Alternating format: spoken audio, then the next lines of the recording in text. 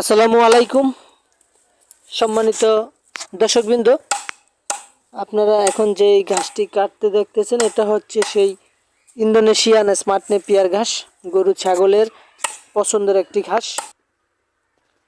দেখুন কীরকম পাতা হয়ে থাকে এই ঘাসটিতে। অন্যান্য ঘাসের জমিতে কিন্তু অনেক ফাঁকা থাকে, কিন্তু এই স্মার্ট নেপিয়ার ঘাসটি অন্যান্য ঘাসের তুলনায় ফাঁকা করে লাগানোর পরেও জমিতে তেমন কোনো ফাঁকা থাকে না। এটা জাতটা খাটো জাতের ঘাস, কিন্তু সোপায় অনেক বেশি। তো সেই দিক থেকে আপনারা এই গরু ছাগলের জন্য কিন্তু এই ইন্দোনেশিয়ান স্মার্ট নেপিয়ার ঘাসটি চাষ করতে পারেন। উচ্চ ফলনশীল একটি জাত। এই ঘাসটি কাটতেও সুবিধা, মেশিন ছাড়াই খাওয়ানো যায়। আপনি যদি ছোট খামারি হয়ে থাকেন সেক্ষেত্রে হয়তো মেশিন কিনতে চাচ্ছেন না ঘাসের জন্য, তো সেক্ষেত্রে আপনার এই স্মার্ট নেপিয়ারটা ভালো একটা কাজে দিবে। মেশিন ছাড়া খাওয়াতে পারবেন, নরম একটি ঘাস। তো এরকম ঘাস যদি চাষ করতে চান সেক্ষেত্রে আপনাদের কাটিং রোপণ করতে হবে। আর কাটিংগুলো মূলত আমরা বিক্রি করে থাকি সারা বাংলাদেশে, কুরিয়ারের মাধ্যমে ডেলিভারি দিয়ে থাকি। আপনারা যদি এই কাটিং সংগ্রহ করতে চান অবশ্যই আমাদের সাথে যোগাযোগ করবেন। আমরা কুরিয়ারের মাধ্যমে সারা বাংলাদেশে এই ঘাসের কাটিং ডেলিভারি দিয়ে থাকি। তো দর্শক,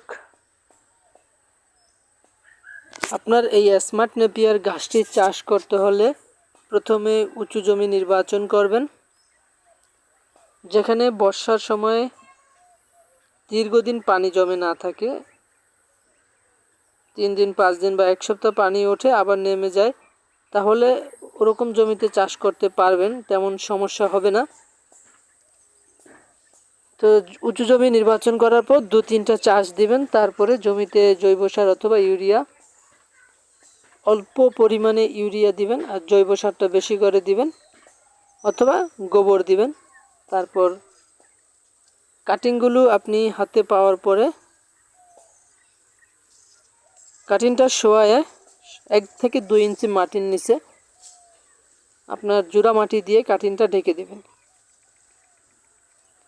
দেওয়ার পরে আপনি জমিতে মাটি শুকিয়ে গেলে 2-1 দিনের ভেতরে একটা সেচ দিবেন।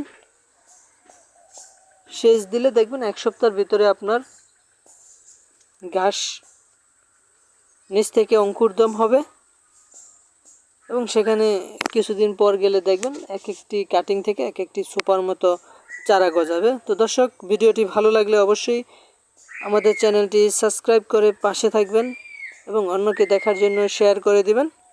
সকলে ভালো থাকবেন, সুস্থ থাকবেন। আল্লাহ হাফেজ।